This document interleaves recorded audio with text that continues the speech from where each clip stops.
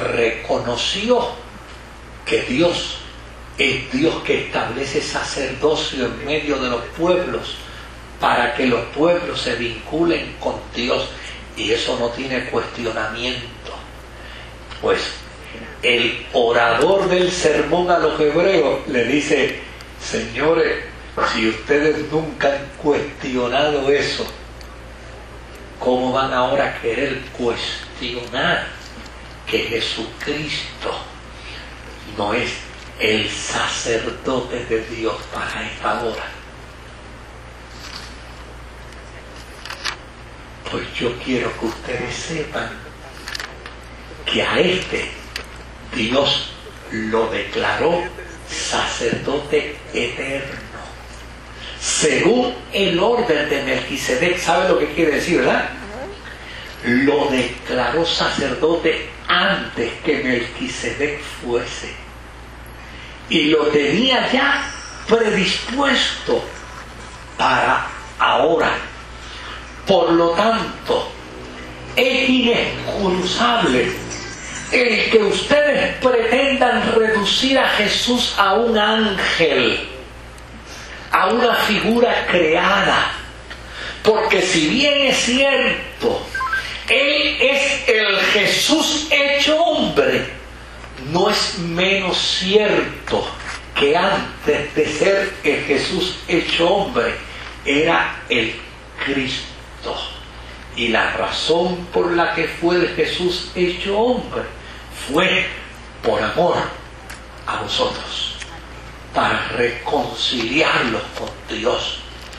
Y tan grande es ese amor que lo ha declarado sacerdote, para que ustedes entiendan que todavía, aún hoy, Él sigue siendo el intercesor de los hombres y de las mujeres ante Dios. Por lo tanto, nadie puede llegar a Él, a Dios, si no es a través de Él. ¿Lo dijo Jesús o no lo dijo Jesús? Sí, lo dijo. Nadie irá al Padre si no es a través de mí. Cuando uno empieza a ver esto dentro de este contexto, ¿verdad que se hace rico el libro de los Hebreos?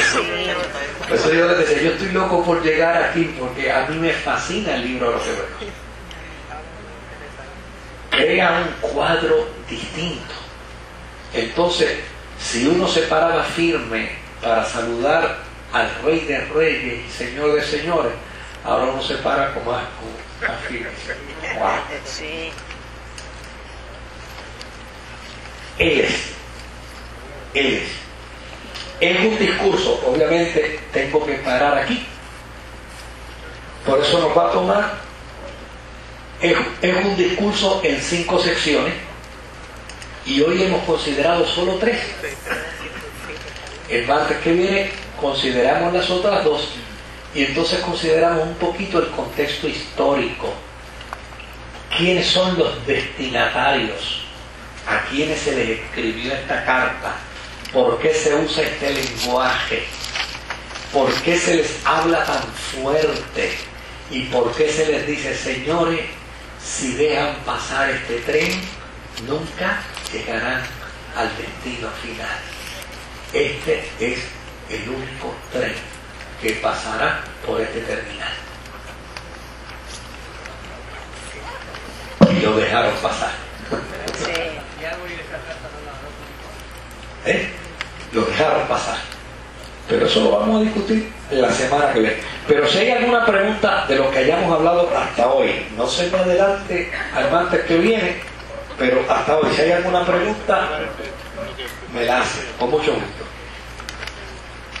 Por aquí hay una pregunta, sí. Ahí tenemos hoy al moderador designado. Buenas noches, hermana. ¿Por qué no se dividió los capítulos del libro de Hebreos acorde a los discursos al momento de...? Porque no se había descubierto los discursos. Las divisiones vienen posterior. Y desde luego es una gran desventaja que tenemos, porque los documentos primero se separaron como capítulos y después se separaron como versículos. Y eso fue hace poco en comparación con... Pero cuando él escribe como un sermón uno solo. No, cuando él lo escribe, no lo escribe, él lo predica. Ok, lo predica porque no lo escribió así. Se redacta como sermón en la medida en que lo va predicando. Se recoge todo ese insumo y se desarrolla. Pero si usted nota bien, él dice considerar lo que les digo, no dice considerar lo que le escribe. Entonces, constantemente está utilizando lo que dije, el recurso de la retórica en la oratoria, no en la literatura. Por lo tanto, es un sermón hablado. Y es un sermón, como dije al principio, que demarca el pensamiento teológico de la iglesia del primer siglo, donde Cristo no es un ser creado, donde Cristo es igual a Dios. Contrario a lo que se ha pensado y se ha dicho, que esto es producto del siglo IV. No, el siglo IV sí expone unos errores, y ya lo hemos discutido aquí, como por ejemplo el error de un rey llamado Constantino meterse a legislar religiosamente. Si tú eres rey no te metas, tú no eres teólogo. Pero lo que hizo Constantino fue legitimizar lo que los religiosos teólogos estaban diciendo, no lo que a él de su antojo se le ocurrió que se pusiera. Son dos cosas distintas. Él lo que dijo fue: ¿qué es lo que ustedes quieren? Esto, pues esto es lo que se va a hacer. Y yo impongo por ley lo que ustedes decidan. Pero a veces se distorsiona la historia y casi se hace y se quiere decir que el que hizo la teología cristiana de hoy fue Constantino. ¿Y Constantino qué teología cristiana? Si Constantino lo mismo adoraba a Dios que a cualquier otro Dios, él no era... Él era político. Él era un político, él no era un cristiano. Cosa distinta. Ajá. Perdóname, deja que te pongan el micrófono porque... es que tenemos por allá, sí, dame un mito. Sí, adelante. Buenas noches, lo que quiero es corroborar si entendí bien lo que dijo. Donde usted dijo, si Dios no hubiera perdonado, sí, no hubiera tenido una relación con la humanidad y se hubiera destruido. Sí. Dios. Sí, se hubiera destruido. Pero eso parece, ¿verdad? Centrado en la humanidad, ¿no? Oh, sí, claro. Hubiera habido una autodestrucción de la deidad. No hubiera sido Dios.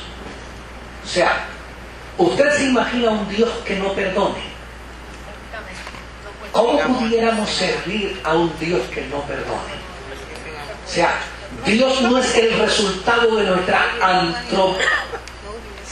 yo me confundo con la palabra antropomorfología. Dios no es el resultado de mi concepción de Él.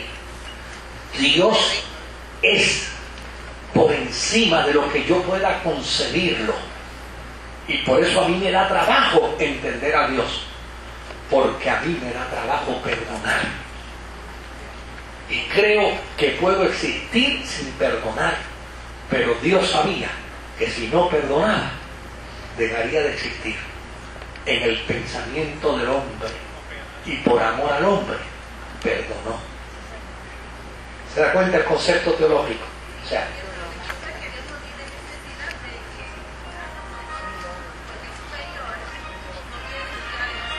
no, claro que no. Lo que pasa es que la intención escritural no tiene el propósito de presentar la intención de Dios como Dios, sino la intención del amor de Dios como Dios. Por eso, cuando, de hecho, si alguien se ha preguntado, que lo voy a poner, tal vez me voy a adelantar, oiga, y esa actividad de Guaynabo, ¿valió la pena? Sí, valió la pena.